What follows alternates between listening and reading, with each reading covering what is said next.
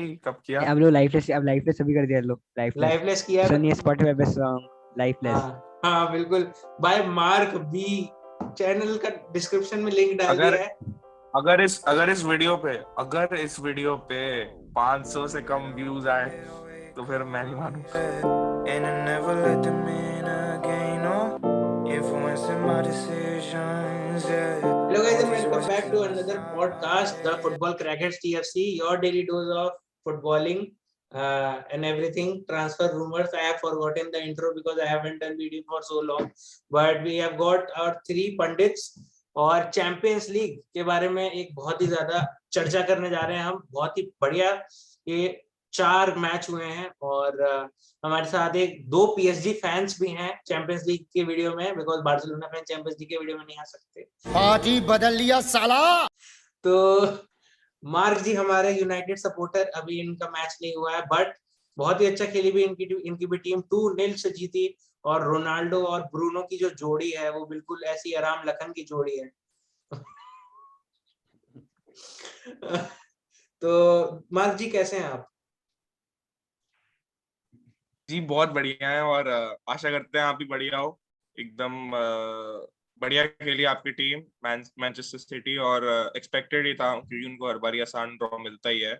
और गोल बहुत बढ़िया मारे इस बारी भी, पर ऑफ कोर्स फाइनल तक जाते जाते आप हार ही जाएंगे, तो कोई उम्मीद तो है नहीं मैन सिटी से। पर मैं बहुत बढ़िया हूँ और हाँ, आशा करते हैं ध्रुव और अंकित जी भी बहुत बढ़िया। चीटिंग करता है तू। इंटरेस्टिंग रहा। रियल मैड्रिड वर्सेस पीएसजी था पार्क दे फ्रांस पे, और एक बहुत ज्यादा हाइप वाला मैच था। बहुत दोनों की attacking forces, Mbappe, Neymar, Messi. Neymar तो चलो इंजर्ड थे तो एम्बापे और मेसी थे चलो, और आपके इधर से बेंजेमा और विनीशियस। काफी ज्यादा एक लग रहा था लोगों को कि मस्त गेम होगा, 2-2, 3-3, 4-4 गोल पड़ेंगे। बट हुआ क्या, खोदा पहाड़ निकली चुहिया, और एक गोल पड़ा वो भी एकदम एंड में आते आते 3:30 बज गए थे। कई लोग तो मतलब सो भी गए, मतलब क्या कर रहे हो है। तो मतलब ध्रुव, पहले तो बात की जाए एम्बापे। हमें लग रहा था कि गोल मारेंगे, लेकिन ऐसा नहीं लग रहा था गोल मारने के बाद इतना सेलिब्रेट करेंगे। ऐसा सेलिब्रेट कर रहे हैं तो क्या लगता है आपको, अब रियल मैड्रिड वाले जो है उनको बू करेंगे अगर वो रियल मैड्रिड जाएंगे तब? देखिए, रियल मैड्रिड ऑब्वियसली लेगा। ऐसा तो है नहीं कि इतने, जब आपको ऑप्शन है कि आप एम्बापे जैसे स्टार प्लेयर को ले सकते हो तो आप उसको जाने थोड़ी ना दोगे। वो आपको फ्यूचर है। आपके लिए वो शर्ट साइनिंग्स लाएगा, आपके लिए वो व्यूअरशिप लाएगा, आपके लिए वो ट्रॉफीज लाएगा। तो अब ये सब आपको फ्री ट्रांसफर पे मिल रहा है। आपको बस उसको 15 मिल वेजेस देनी है, जितनी भी वो वेजेस मांगे उतनी वेजेस देनी है। वो खेलने को तैयार है। ऐसा तो है नहीं कि आपने गोल मार दिया तो आप हमारे साथ नहीं आ सकते। गोल तो क्या कहते हैं, ऐसे तो बहुत सारे होता है कि पहले रोनाल्डो नजारियो बारसा में थे, वो मैड्रिड गए। ऐसे राइवलरीज चलती रहती हैं। एक मैच कार्लोस की वजह टेवेज यूनाइटेड से सिटी आए। सब हुआ। ऐसा तो है नहीं कि आप इतने अच्छे प्लेयर को आप ऐसे ही थोड़ी ना छोड़ दोगे कि नहीं आपने गोल मार दिया तो आपकी इस टीम में जगह नहीं है।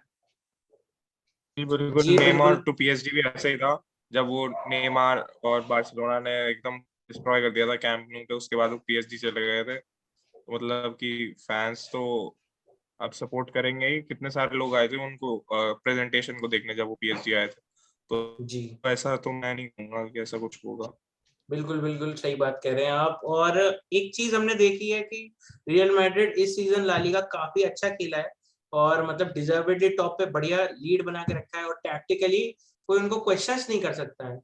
बट क्या आपको लगता है अंकित की इस गेम में टैक्टिकल में क्या परेशानी आई कि इतना डिफेंसिव होना पड़ा रियल मैड्रिड को? इतना डिफेंसिव, इतना डीप खेल रहे थे, और मतलब अटैकिंग एक भी शॉट ऑन टारगेट नहीं, 3 शॉट टोटल लिए और 0 शॉट्स ऑन टारगेट।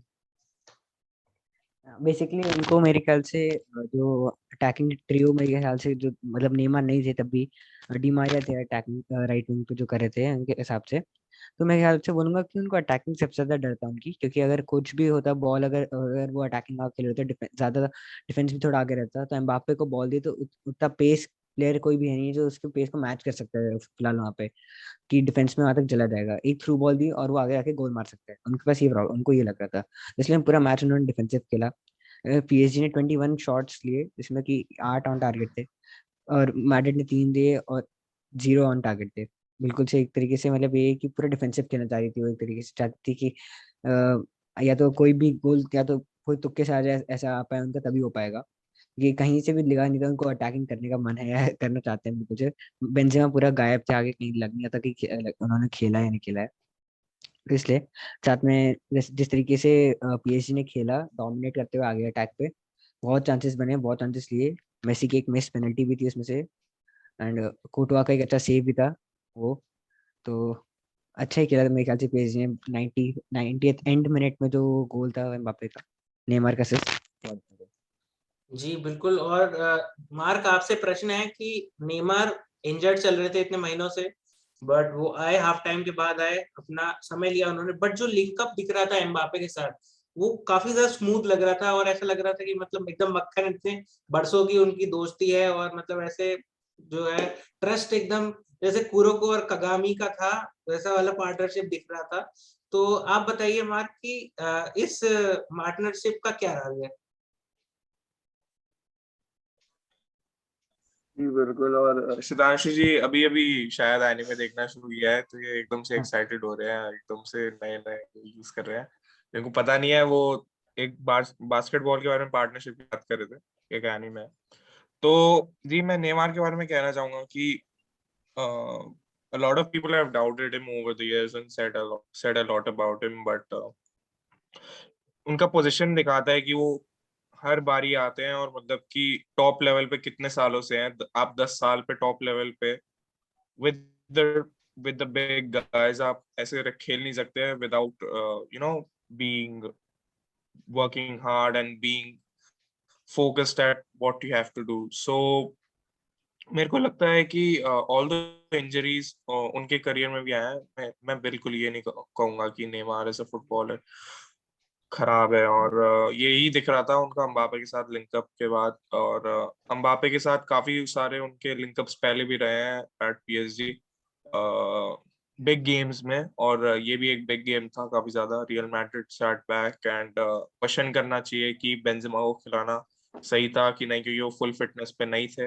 उनको रश किया गया है। और हो सकता है ऑल्टरनेटिव बेटर काम करता, बट अभी ये सब सिर्फ थ्योरीज हैं और इसके बारे में कुछ कर नहीं सकते। बट सेकंड लेग में I think by the second leg Benzema should be fitter and it should give PSG a tough tie because I don't see PSG. If PSG want to win, I don't see them starting Neymar, Mbappe, and Messi together because तीनों के तीनों ढंग से track back नहीं कर पाएंगे और Di Maria बहुत हार्ड वर्कर है। सो देखने में इंटरेस्टिंग रहेगा कि क्या चलता है, कैसे होता है और मैनेजर्स क्या थॉट प्रोसेसेस डालते हैं अगले नेक्स्ट टाइम। जी बिल्कुल, बिल्कुल सही कहा आपने कि डिमारिया जो आपको प्रोवाइड करते हैं, बहुत कम लोग उनकी चर्चा करते हैं, जो वो एकदम प्रेस कर रहे थे राइट हैंड साइड से आपके, और एकदम अलावा को मजबूर कर दिया उन्होंने कि आप जो है उस साइड पास दीजिए, हम हमारे पास से नहीं, आप नहीं आ सकते। तो वो कहीं ना कहीं काबिले तारीफ काम था। और बात की जाए ध्रुव, क्या देख रहे हैं? मोबाइल चला रहे हो तो इंस्टाग्राम चला रहे हैं यहाँ? कोई बात नहीं, हम तो चूत। तो ध्रुव, बात की जाए एक बहुत ही ज्यादा इम्पोर्टेंट फुल बैक्स का था कि हम देखने वाले थे कि नूनो मेंडेज और जो है आपके असेंसियो खेल रहे थे और आपके हकीमी वर्सेस विनीशियस होने वाला था। तो उससे क्या आपका एक्सपेक्टेशन था और आपको क्या निकला कि जो है Hakimi came out on top और विनीशियस दिखाई नहीं भाई गेम में? विनीशियस तो पॉकेट में एकदम ऐसे नीचे पर्स रखा, पर्स के नीचे फोन और फोन के नीचे विनीशियस जूनियर को ऐसे पॉकेट करके रखा हुआ था। तो मतलब विनीशियस का तो मेरे को दिख रहा था। देखिए पोचेटिनो का पूरा क्लियर स्ट्रेटेजी था, आप डेनिलो को एज अ सीडीएम खिलाओ। डेनिलो का पोर्चुगल के लिए भी खेलते हैं, तो वो होता है कि सीडीएम की तरह स्टार्ट करते हैं और सेंटर बैक की तरफ फॉल कर जाते हैं, 3 एट द बैक हो जाता है उधर। इधर भी यही था। इस डेनिलो को बोल के रखा था कि आप जाके विनीशियस से चिपक जाओ, विनीशियस को कुछ नहीं करने दे रहा है और हकीमी को आगे जाने दो, हकीमी अटैक करे, डिफेंड करे, हकीमी को फ्री छोड़ो। और वो फ्री छोड़ने की वजह से पीएसजी इतना ज्यादा अटैक कर पा रही थी। जी बिल्कुल, और हकीमी एकदम फ्री और गाना चल रहा था उनके मन में, उड़ता ही फिरूं खाली जगह में मैं यहीं। तो अंकित जी आपसे अगला प्रश्न है कि मिडफील्ड जो खिलाई थी, तो मिडफील्ड में जो शहंशाह था इस गेम में, जो एक बंदा नहीं होता जो झापड़ मार के भगा देता है, तो वो बंदा नहीं था, रजिस्टा बोलते हैं, Marco Verratti. What a game भाई, व्हाट अ प्लेयर, मतलब सिटी के खिलाफ जो गेम खेला था 2-0 जो हराया था सिटी को, और उसमें भी बहुत बढ़िया खेले, तो उसकी थोड़े थोड़े मतलब उससे भी बढ़िया खेले वो इस बार। और क्या मिडफील्ड भाई, काश्मीरो और मॉड्रिच और क्रूस कहीं दिखे ही नहीं। वराटी मतलब आर्ग्यूएबली सबसे बढ़िया खेला उस मिडफील्ड में। और तो आपको क्या लगा मार्को वेराटी की परफॉर्मेंस से? मार्को वैराटी की परफॉर्मेंस इस मैच में मैं कहूँगा सबसे ज्यादा हार्ड वर्किंग, सबसे बेहतरीन परफॉर्मेंस इनकी मिडफील्ड में, इससे ज्यादा किसी ने मिडफील्ड में ख्याल से दिखाई नहीं। दोनों टीम की मिडफील्ड सबसे ज्यादा वही दिख रहे थे। एंड बिल्कुल से जिस तरीके से कैशमीरो पे टैकल करा उन्होंने, बॉल वहां से उनसे ली एंड सब कुछ करा, बहुत अच्छा खेला।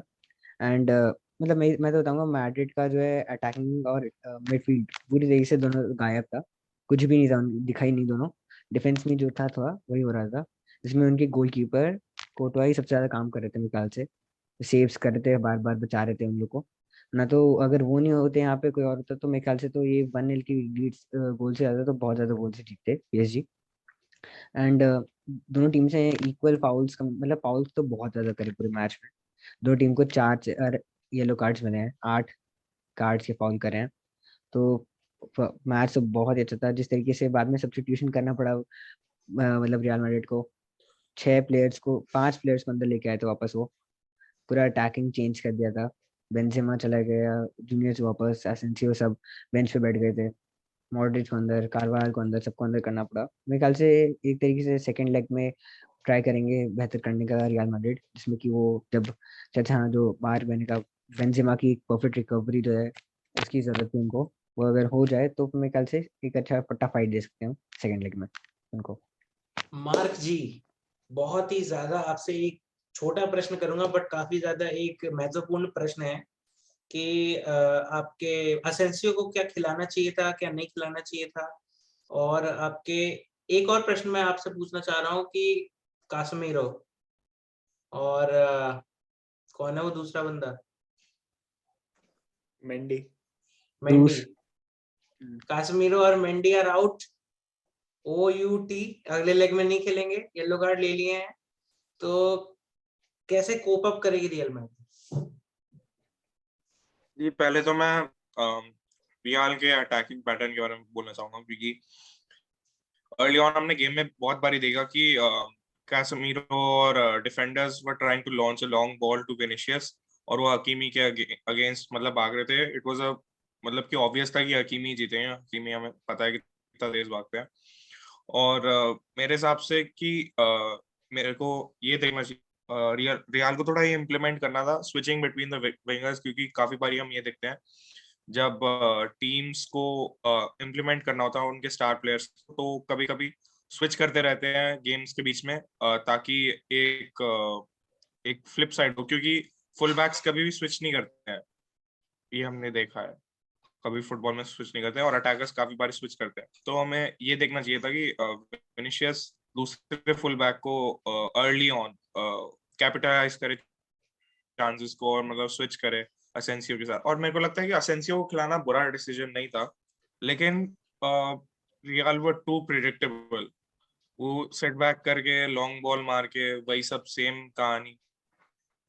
तो मेरे हिसाब से उनको थोड़ा और बैक लाइन को आगे मूव करना था, और इस हिसाब से उनको खेलना था। लेकिन बात करें रियाल की, आपने जैसे बोला कि कैसेमीरो आउट है और मार्सेलो भी आउट है, मेरे को मेंडी लगता है मेंडी वैल्वर्डे एक इंडी हाँ सॉरी मेंडी, तो मतलब कि वैल्वर्डे बहुत बढ़िया प्लेयर है, एंड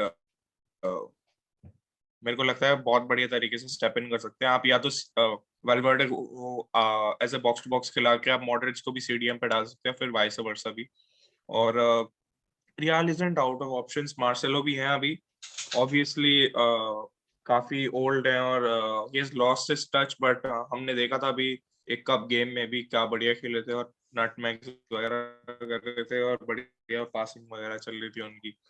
तो he isn't out of it, they can still make some work out of it, but मेरे हिसाब से रियल को अपने बैकलाइन को थोड़ा आगे मूव करना चाहिए, एंड वो एक टैक्टिकल स्विच काफी हेल्प। तो ध्रुव, अभी तो काफी ज्यादा बातें हो चुकी हैं इस गेम की, अब आगे अगले गेम पे बढ़ते हैं। Manchester city versus sporting Lisbon. काफी एक डिफिकल्ट गेम माना जाता है। पोर्टुगल में आप जाके आप अवे ग्राउंड पे खेलते हैं और वहां पे Ruben Dias, Bernardo Silva, Ederson Moraes, Joao Cancelo जैसे प्लेयर्स नहीं बेनफिका से आए हैं और स्पोर्टिंग के ग्राउंड पे खेल रहे हैं। तो उनको जो है बू किया जा रहा था टारगेट ऑडियंस द्वारा, जो टारगेटिंग ऑडियंस थी। बॉस, ये सब दोगलापन है। मैं तेरा दोगलापन उतारता हूँ अब। तो अब हम बढ़ते हैं अपनी नेक्स्ट मैच की तरफ, मैन सिटी वर्सेस स्पोर्टिंग।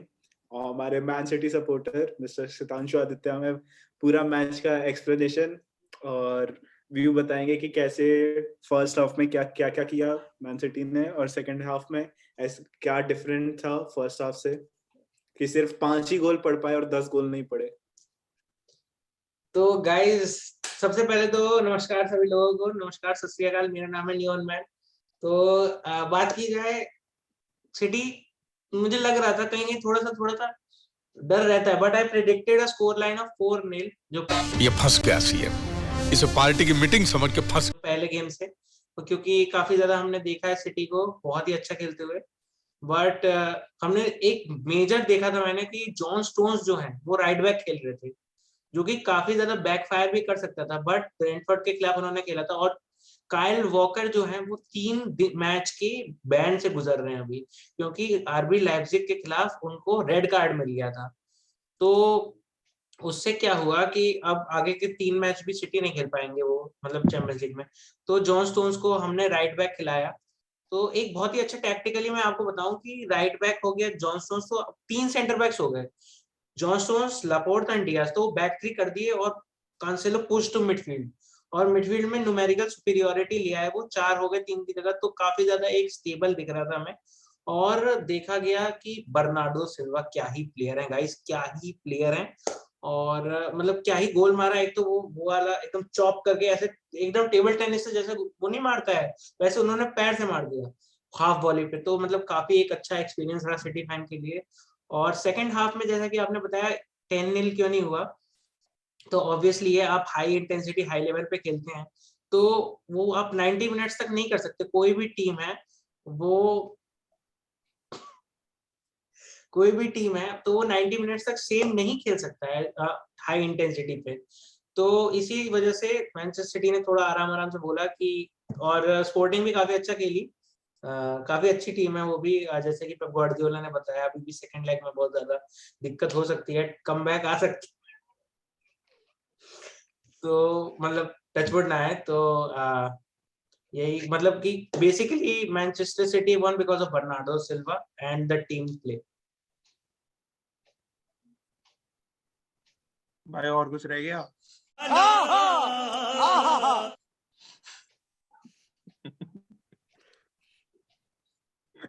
पूरा कुछ बता दिया भाई बढ़िया, ऐसा एनालिसिस भाई जेमी कैरेगर भी नहीं था, एकदम बढ़िया वाला पंडित बन गया तू, क्या बोलते हैं। हाँ, तो सिटी तो खेली थी बहुत बढ़िया, स्टर्लिंग का गोल बहुत ज्यादा ही बढ़िया था, बर्नार्डो का भी अच्छा था, लेकिन मेरे को स्टर्लिंग का ज्यादा बढ़िया लगा क्योंकि उसमें टेक्निक और क्वालिटी बहुत ज्यादा ही स्प्लेंडेड था, जिस तरीके से वो टॉप कॉर्नर में कर करके मारा, और क्या बोलते हैं, इट वाज प्रीटी ऑब्वियस। मेरे को नहीं लगता ये बोल रहे थे, मेरे को डर लग रहा था, फिर भी मैंने 4-0 प्रेडिक्ट किया। ये पहली बार सुना मैंने कि फुटबॉल में डरते हुए आप 4-0 प्रेडिक्ट कर रहे हो अपनी टीम को जीतने के लिए। तो थोड़ा सा डर रहता है ना हल्का सा कि अरे भाई ये हो गया तो क्या करेंगे। डर लगता है 2-0 1-0 प्रेडिक्ट करते हैं, 4-0 तो नहीं करते मेरे ख्याल से, मतलब बहुत हल्का सा डरता है, बोले डर ही नहीं था। डर के आगे जीत है भाईजान। कहाँ चला गया ये, इसका नेट ही गड़बड़ा रहा है। बोलो। शायद ये तो 4-0 कोई वाला आ जो गया। डर है वो हमने बायन वाले मैच में देखा, 4-0 वाला डर सबने कुछ 3-0 2-0 प्रेडिक्ट किया होगा, स्कोर लाइन निकली 1-1। और आरडीएमी भाई, आरडीएमी हक दिया लास्ट में। हाँ, लेकिन वो भाई पता वो नहीं। रेफरी ने तो पता नहीं क्या ही किया, बायर्न डिजर्व द विन मेरे हिसाब से। अच्छा, क्यों? क्या? Could you please elaborate? अबे बायर्न बढ़िया खेली थी और कोमान का गोल भी बढ़िया था मेरे हिसाब से तो, लेकिन इन दी एंड मेरे हिसाब से बायर्न तो जीतना ही चाहिए। एंड नेक्स्ट लेग में मैं सोच रहा हूँ बार्सिलोना जैसे बार्सिलोना वाला हो जाएगा और 8-2 कुछ लग रहा है मेरे को आएगा। जी बिल्कुल, बिल्कुल सही। मतलब एक वो है ना कि आप कुछ भी प्रेडिक्ट नहीं कर सकते चैंपियंस लीग में, तो वो वाला फिक्स हमेशा रहता है एलिमेंट, क्योंकि किसी ने भी नहीं सोचा था कि बायर्न ऐसा करेगा, भले ही उससे लास्ट मैच वो हारे हैं लो लो 11-12 प्लेस वाली टीम से। तो नागल्समैन की थोड़ी बहुत मैं कहूंगा गलती, क्योंकि जो उन्होंने खिलाया आपके सेंटर में, तो आप लीरॉय साने खिला रहे हो और गनाब्री खेल रहा है, तो बट क्यूडोज टू लाइप्जिग जो उन्होंने राइट विंग लेफ्ट विंग किया, और आपके अडेयामी अच्छा कटा रहे थे, उनको पासेस भी मिल रहे थे, और गोलकीपर उनके क्या सेव दिया था पहले ही, मतलब स्टार्टिंग में उनके गनाब्री से, और मतलब they were defending as a unit as well, goal line clearance दिया आपके बायर्न के खिलाड़ी ने भी, तो मतलब काफी इंटरेस्टिंग गेम रहा था। तो अंकित बताइए थोड़ा, आपको क्या लगा कि अडेयमी कैसा खेले, और लाइप्जिग का क्या रहा डिफेंसिवली? मेरे ख्याल से लाइप्जिग ने बहुत अच्छा डिफेंस करके रखा। मैं क्या करूं फिर, जॉब छोड़ दूं?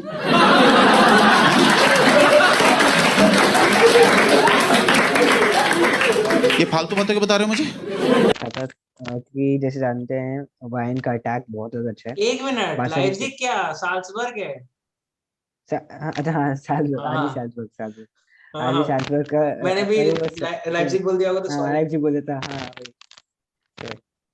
उनका डिफेंस बहुत ज्यादा अच्छा था, क्योंकि जैसे जानते हैं कि मतलब लेवेंडोस्की हो गए और म्यूलर, ग्नाब्री, साने, सबका अटैक मिलके जो है बार्सिलोना को क्या हाल कर रहा था पहले भी ग्रुप स्टेज में।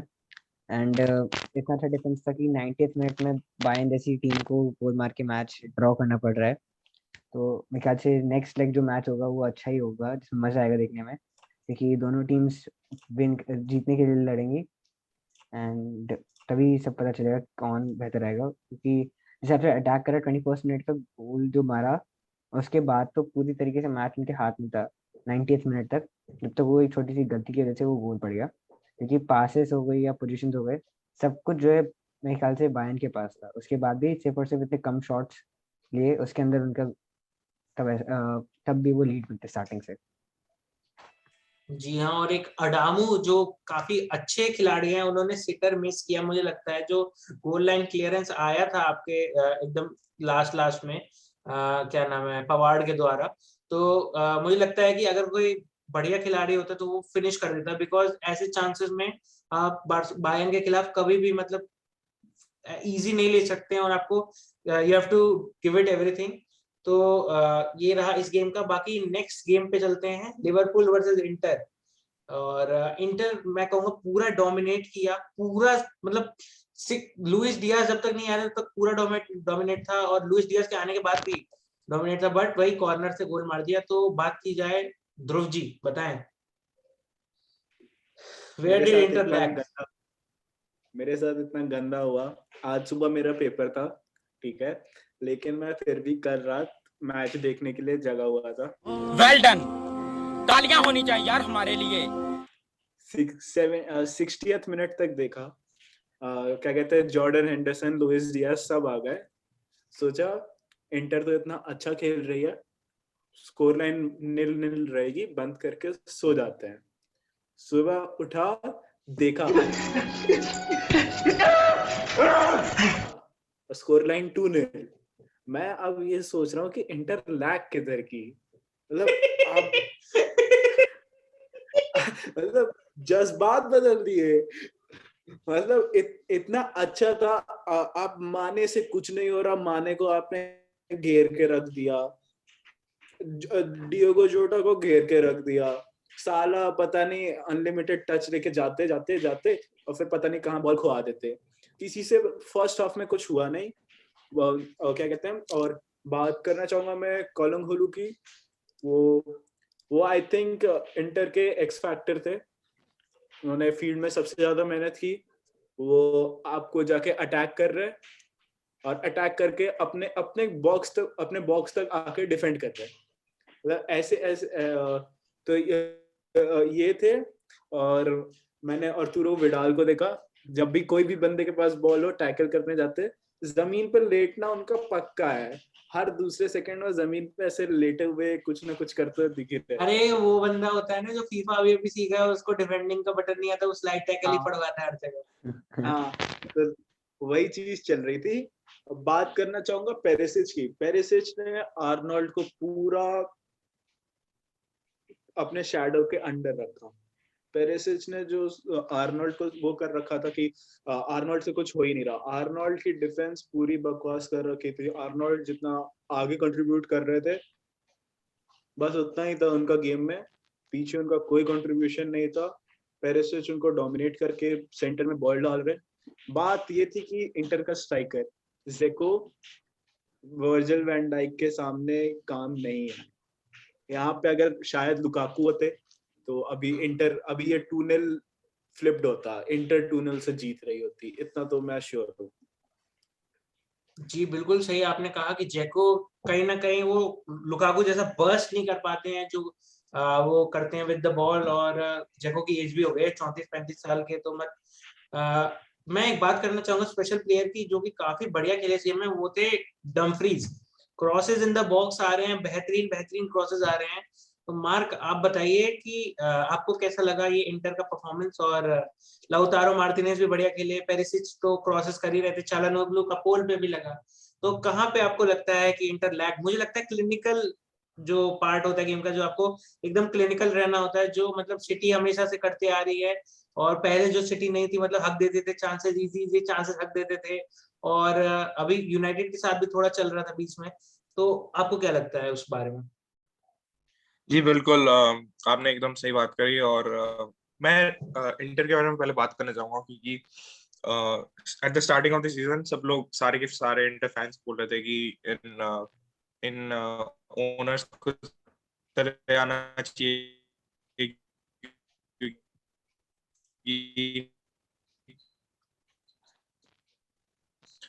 अटक गया है। लुकाकू को अटक गया।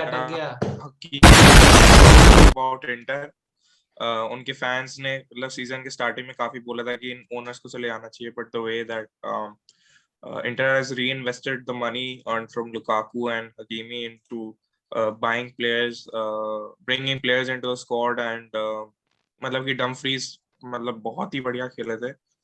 और जैको भी काफी चांसेस मिस करते हैं। सेरिया में मैंने मतलब इंटर को काफी देखा इस सीजन, और काफी बारी क्रॉस बार इधर उधर मारते हैं, लेकिन गोल्स भी मार रहे हैं। तो मेरे हिसाब से कि उन्होंने लुकाकू किसी हद तक रिप्लेस किया है। और काफी बढ़िया खेले थे। चालानोग्लू ऑब्वियसली स्नेक एसी से इधर चले गए, मतलब कि वो वाला स्विच कुछ ज्यादा एक्सट्रीम लगता है मेरे को, लेकिन फिर भी बढ़िया खेले थे। और Calhanoglu has always been a great player and Inter के लिए इवन मोर सो काफी बढ़िया खेल रहे हैं, और उनके बहुत ही पार्ट है उनके मिडफील्ड के। बाकी डम्फ्रीज की तो his pace is comparable to Hakimi, and काफी बढ़िया डिलीवरी भी उनकी बॉल की। तो उनकी मेन वीकनेस यही रहेगी कि वो क्लिनिकल नहीं है इतने, हमने इस एरिया में भी देखा है। Do let chances go away, and Martinez specially काफी बारी चांसेस छोड़ देते हैं इन एरिया। तो देखने की बात रहेगी कि सेकंड लेग में क्या वो सैंचेज को स्टार्ट करते हैं अप फ्रंट की। सैंचेज काफी बढ़िया खेल रहा है recently, long distance and box में भी काफी सारे गोल्स को पोच किया है। लॉन्ग डिस्टेंस भी बहुत बढ़िया बढ़िया गोल्स मार रहे थे। आपने देखा नहीं होगा ढंग से एरिया पर, मैं सारे मैच देखता हूँ इंटर के, और मैं बहुत अच्छी तरीके से कपड़े धोता हूँ, इसको बिल्कुल नहीं आता, मैं इसको बिल्कुल सिखा दूंगा। बहुत बढ़िया खेल रहे हैं। और मैं यही कहना चाहूंगा कि सैंचेज भी बहुत बढ़िया ऑल्टरनेटिव है। जी सांचेस का मुझे तो कम ही दिख रहा है, बिकॉज अब भाई वो बंदा खत्म हो गया, मतलब यूनाइटेड से जाने के बाद से उतना ज्यादा चला नहीं है, और मतलब लगे लगे में गोल मार देता है तो वो अलग बात है, बट रिसेंटली अभी अच्छा खेल रहे हैं आप बता रहे हैं तो हम मान लेते हैं, बिकॉज एक फाइनल के उसमें भी गोल मारा था, बट उस गेम में उतना ज्यादा तो नहीं दिखे थे। मैं सारे गेम्स देख रहे हैं जैसा कि आपने सही पकड़ा है। तो अंकित जी आप बताइए रिवर्स फिक्सचर का क्या होने वाला है रिजल्ट, और आपको लिवरपूल की तरफ की टीम से क्या लगा, मतलब कि वैन डाइक भाई एकदम सॉलिड था बैक एट द बैक, और कोनाटे का देखा मैंने जो रिकवरी रन उन्होंने बनाया, भाई बंदे पे कितनी पेस है, पीछे आके मतलब क्लियर कर दे रहा है बॉल, वरना सीधे सीधे अगर वो इतना तेज नहीं होता तो सीधे पैर पे बॉल थी, मतलब लाउतारो के। तो क्या लगता है आपको? हाँ, तो मेरे हिसाब से जिस हिसाब से पहले हाफ में इंटर ने रखा था लिवरपूल को, बिल्कुल पूरा प्रेस करके रखा था, कहीं से भी चांसेस नहीं दे रहे थे गोल मारने की। एंड मेरे ख्याल से लैग जहाँ पर हो रहा है मेरे हिसाब से वो है अटैकिंग में। मार्टिनेज और जेको में इतना मतलब है तो, पर आप देखो लिवरपूल का डिफेंस क्या है ना, वैन डाइक है वहाँ पे सामने। अब वैन डाइक जैसे बंदे को आपको हिलाने के लिए लुकाकू जैसा प्लेयर चाहिए होगा, है ना। अब मेरे ख्याल से ये कर सकते हैं कि अब वो अपने अटैकिंग अपफ्रंट पे चेंजेस कैसे, जैसे मार्टिने का कि सैंचेज को ला सकते हैं, कुछ अलग कर रहे हैं जिसमें थोड़ा डिफरेंट हो, जो लिवरपूल को लगे ना कि वैसा हो पाए। वही तरीका है जिससे अगले मैच में वो शायद 3 गोल 3-0 से जीत के तभी जीत सकते हैं। वरना तो मेरे ख्याल से लिवरपूल क्लॉप ने बहुत अच्छे हिसाब से रखा था टीम को, एंड बहुत अच्छे से मैनेज करते हैं। क्रूशल गोल जैसे 73rd मिनट और 75th मिनट और 83rd मिनट में जो गोल आए हैं, बहुत अच्छा खेला। एंड के मिनट्स में मेरे ख्याल से क्रूशियल मोमेंट वही होता है, एंड के मिनट जो होते हैं ये सबसे ज्यादा कमबैक्स उसमें होते हैं, जैसे मैनचेस्टर यूनाइटेड के खिलाफ एस्टन विला ने जब किया था, वो 2-0 डाउन थे, एंड फिर कुटिन्यो का सब इन हुए, एंड फिर उसके बाद एक असिस्ट और एक गोल आया एंड के मिनट्स में, वो भी था। तो मेरे हिसाब से वही उस एंड के पार्ट में जो लैक करे इंटर, उसमें शायद थोड़ा सा काम कर सकती है। तो ध्रुव देखा जाए तो शॉट्स 9 लिए हैं इंटर ने, और शॉट्स ऑन टारगेट 0 है, और एकदम आप अगर खाली स्टैट्स देख के बोलोगे तो आपको लगेगा कि भाई ये तो इंटर तो मतलब बकवास के लिए होगी, मतलब बट रियल में देखें तो इंटर वर द वंस जो डोमिनेट कर रहे थे पूरा गेम, और लग रहा था कि मतलब वही जीतेंगे, जो चांसेस वो क्रिएट कर रहे थे शुरू में। तो एक ये आप बताइए जरा कि इस पे आपका क्या टेक है, और एक और क्वेश्चन है मेरा कि डियोगो जोटा मेन खिलाड़ी हैं एक तरह से आपके स्ट्राइकिंग में लिवरपूल के लिए, बिकॉज कोई स्ट्राइकर उतना बढ़िया है नहीं, फर्मिनो का फॉर्म चल नहीं रहा था, अभी एक हेडर मार दिया उन्होंने, बट उसके अलावा तो आपको क्या लगता है कि डियोगो जोटा की कमी को कैसे पूरा करेगा, कौन पूरा करेगा? क्या लुइस डियाज को खिलाएंगे, या फिर माने को खिलाएंगे, या फिर किसको खिलाएंगे? ये आपका प्रश्न हम पूछेंगे। तो पहले तो इंटर की बात, जेको को बहुत सारे चांसेस मिले, बट ये है जेको की एज, उनकी वो क्लिनिकल फिनिशिंग है, बट बॉक्स तक कोई पहुंचने दे उनको तब ना। आपको नाटे और वर्जिल वैन डाइक इतने 6-6 फुट के लंबे लंबे प्लेयर, और तेज तेज भाग के, जेको से तो तेज ही हैं, और हाईलाइन रख रहे थे ना, वो मेन तो और ये कि वो बॉल को हाईलाइन रोक रख रहे थे। लेंगे। जेक ऐसे ऐसे ऐसे हाँ, गेम्स में तो आपको यू जेको नीड अ जेको को striker like Jamie Vardy types, या फिर आपके लाउतारो जो अच्छा खेल रहे थे, जो रन्स इन बिहाइंड बनाए। तो जेको को जैसे एक क्लियर चांस भी मिला था, और अचानक से आप देखेंगे पीछे से आके वर्जिल वैन डाइक ने अपना पैर अड़ा दिया। वो तो कंट्रोल ही नहीं कर मतलब पाया भाई, वो तो घर का फुटबॉल खेल रहा था, वो कंट्रोल वैसा था। वो कुछ हो तो इंटर इधर लैग किया कि आपके पास स्ट्राइकर नहीं है। इंटर के सीईओ ने बोला कि हमने लुकाकू को 115 मिल में बेचा, और एडिन जेको भी सेम काम कर रहा है। एडिन जेको सेम काम नहीं कर रहा है। आपको एक वो स्ट्राइकर चाहिए। आपने पूरी परफेक्ट टीम बना रखी, आपने लिवरपूल को डोमिनेट किया, एक टीम जिसने जस्ट अभी 3 साल पहले ही यूसीएल जीता, और ऑलमोस्ट सेम है तब से लेके अभी तक, टीम ऑलमोस्ट सेम है। आप उसका आप उसके अगेंस्ट डोमिनेट कर रहे हैं, मतलब आपकी टीम अच्छी है। प्रॉब्लम वही थी स्ट्राइकिंग पे, और उसको कोई अभी सॉल्व भी नहीं कर सकता, ये बात है। और लिवरपूल की बात देखी जाए तो डियोगो जोटा जैसा प्लेयर है नहीं, मतलब बहुत लिवरपूल के अटैक में बहुत वो लाते हैं, डाइवर्सिटी लाते हैं, लेफ्ट फॉल करते हैं, सेंटर से भी जाते हैं, माने को भी वो कभी कभार बहुत ज्यादा हेल्प करते हैं लेफ्ट में, या माने को सेंटर आना पड़ता है। तो जोटा जैसा इतना वर्सेटाइल प्लेयर शायद लुइस डियाज फिट इन कर जाए, और माने माने शायद लुइस डियाज को आप एज अ माने की रिप्लेसमेंट देख सकते हैं, वैसे भी वो देख सकते हैं उनको। सो जोटा की मेरे को नहीं लगता कि लिवरपूल के पास एक परफेक्ट रिप्लेसमेंट है।